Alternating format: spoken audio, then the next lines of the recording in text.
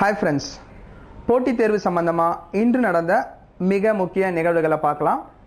முதல்ல Bihar chief minister Nitish Kumar பார்த்தீங்கன்னா 11,292 கிலோமீட்டருக்கு மனித சங்கிலியை அமைச்சிருக்காரு. கிட்டத்தட்ட பார்த்தீங்கன்னா 2 கோடி மக்கள் இதில் கலந்துக்கிட்டாங்க.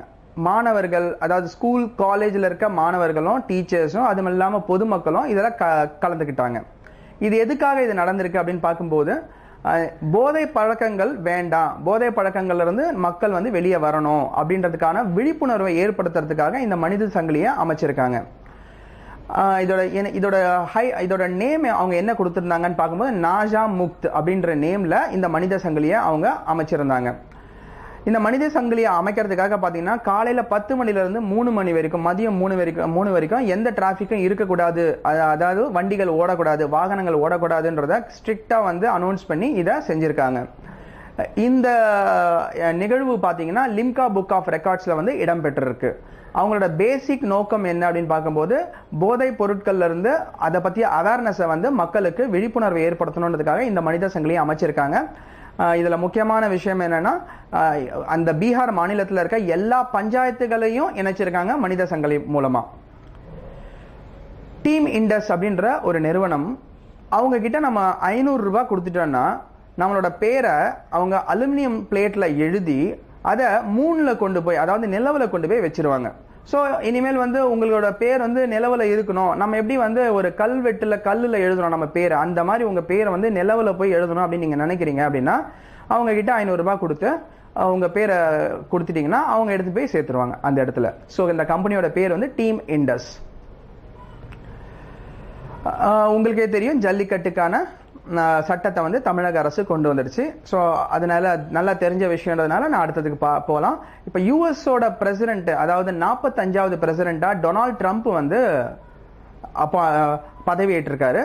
இவர் பதவியேற்கும் போது கூடவே பார்த்தீங்கன்னா வைஸ் பிரசிடென்ட்டும் பதவியேற்றிருக்காரு. அவரோட பேர் மைக் பென்ஸ். இந்த பதவியேற்பு விழா பார்த்தீங்கன்னா நேஷனல் மால்ல நடந்திருக்கு. இதில் 8 லட்சம் மக்கள் இந்த பதவியேற்பு விழாவில் கலந்துகிட்டு இருக்காங்க.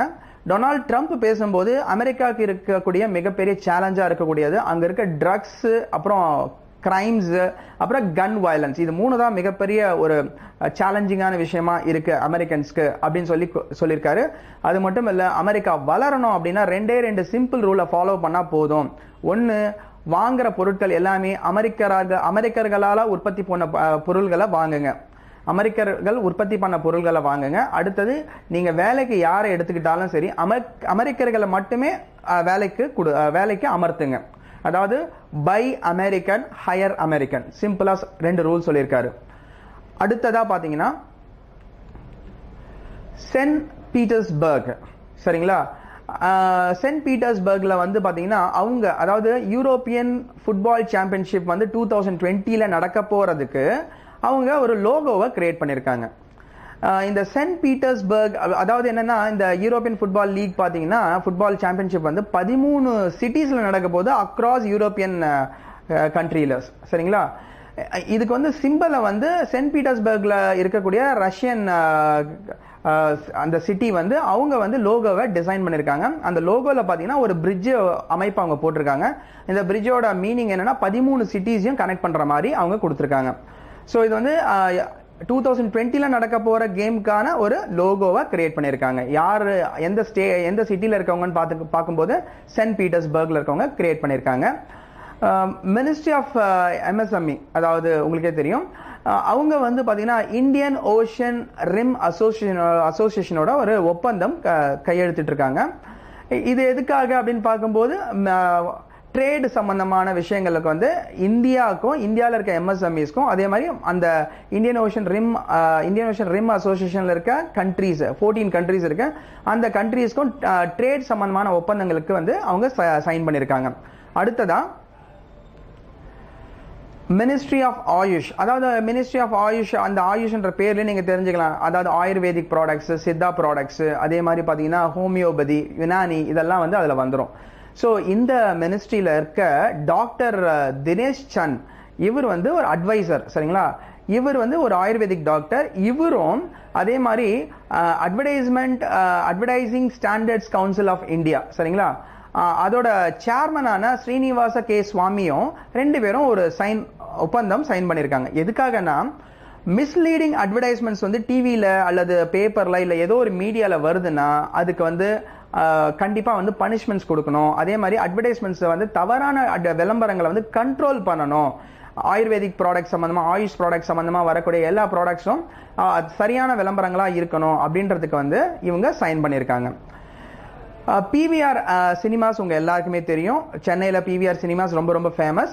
ஸோ இந்த பிவிஆர் சினிமாஸ் பார்த்தீங்கன்னா அவங்களோட அடுத்த வேர்ஷனா பார்த்தீங்கன்னா VKAAO அப்படின்னு ஒரு விஷயத்த அறிமுகப்படுத்திருக்காங்க. அது என்ன அப்படின்னு பார்த்தீங்கன்னா தியேட்டர் ஆன் டிமாண்ட். அதாவது நமக்கு என்ன படம் வேணும், அதை எந்த தியேட்டரில் பார்க்கணும் அப்படின்றத நாம முடிவு பண்ணிக்கலாம். சரிங்களா?